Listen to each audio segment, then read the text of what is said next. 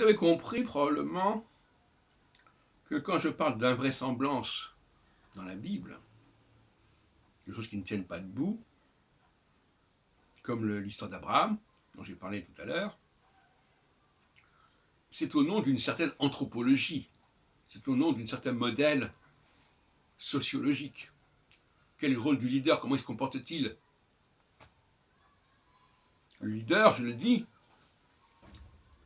il est envoyé, il s'envoie vers un peuple, vers un groupe, et il le transforme, il le fait avancer.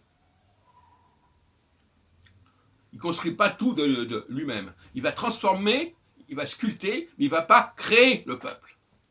Le peuple juif n'a pas été créé par Dieu. Il a été choisi par Dieu, c'est pas pareil. Et il a été choisi pour être reprogrammé, ça c'est une autre affaire. Donc, il faut lire la Bible d'un point de vue critique, en disant ça ne tient pas. Ça n'est pas valable. Au nom de ce qu'on pourrait appeler les sciences sociales, les sciences politiques, ça ne tient pas. Donc on rejette. On met ça dans le domaine de l'invention. Je crois que c'est comme ça qu'il faut procéder. De la même façon, il faut lire le judaïsme à la lumière de ce qu'on sait de l'histoire des Juifs. On ne va pas regarder l'histoire des Juifs à la lumière de textes plus ou moins douteux. On va étudier ces textes douteux à la lumière de ce qu'on sait des Juifs. On ne peut quand même pas inverser la méthodologie. Et ce que nous voyons des Juifs aujourd'hui est tout à fait édifiant. Et ce n'est pas simplement ni la question de la Shoah, ni la question d'Israël, c'est la question de la place des Juifs dans le monde, là où ils sont, non pas au service du judaïsme, au sens d'un savoir, d'une religion, au sens stricto sensu, mais ce qu'ils apportent, chacun, là où ils sont, dans tous les domaines, quels qu'ils soient. Et ce n'est pas en étant en Israël qu'ils vont le faire. Ils peuvent le faire aussi là-bas, mais ce n'est pas là que ça peut se passer.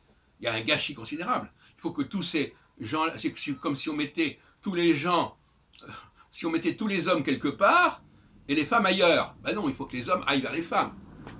Donc on peut pas, si on considère que les Juifs sont les hommes, on ne peut pas garder tous les hommes en Israël. Hein? C'est une image.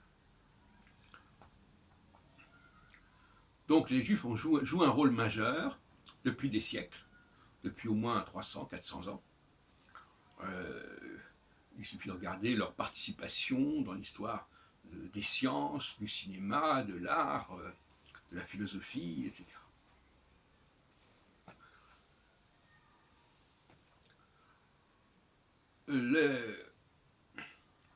L'image des vaisseaux sanguins qu'utilise le Rav Yael Ben Haroche n'est pas mauvaise.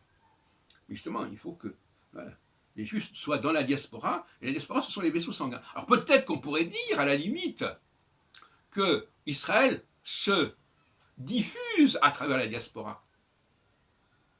Mais dire que la diaspora doit aller en Israël, c'est une aberration absolue. On pourrait trouver un accord, de même qu'il y a une discussion judéo-chrétienne à élaborer, il y a une discussion entre la diaspora et Israël. Et actuellement, la façon dont les Israéliens parlent de la diaspora est aussi scandaleuse que la façon dont les chrétiens parlent des Juifs.